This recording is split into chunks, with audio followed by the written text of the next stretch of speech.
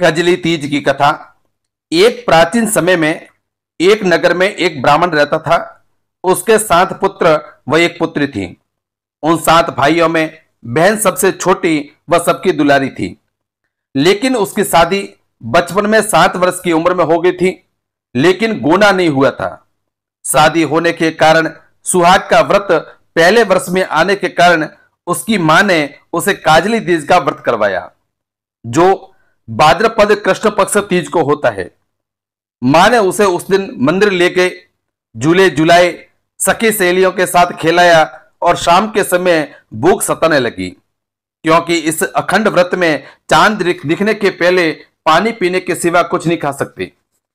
इस कारण ज्यों-ज्यों शाम होने लगी उसका शरीर पीला पड़ने लगा और वह एकदम उदास हो गई। बहन को उदास देखकर और भाइयों ने पूछा कि इसको क्या हुआ है।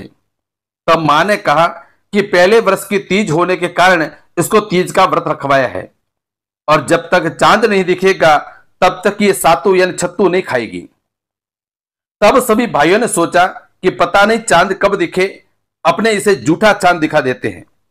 एक भाई ने कहा कि मैं पहाड़ पर जाके और घास जलाता हूं और उसके आगे छलनी लगा देते हैं, और एक भाई बहन को लेकर और चांद दिखाता है कि वह चांद दिखने लग गया।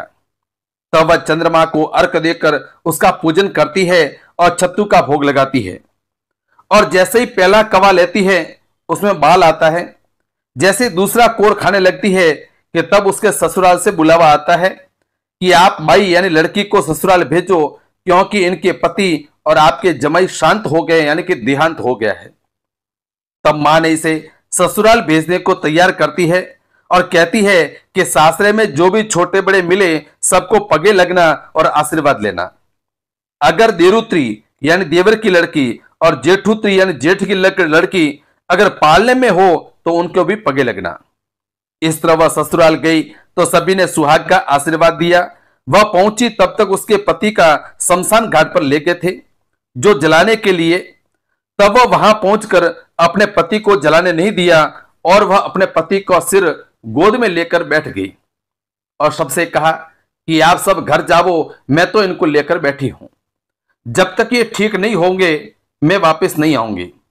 सब ने उसको बहुत समझाया पर वह नहीं मानी। जब वह बैठी थी तब क्षेत्र महीने के गणगौर की तीज आई। तब वह उसके चरण छुए। तब उसने कहा कि हे भाई, मेरा इसमें कोई दोष नहीं है।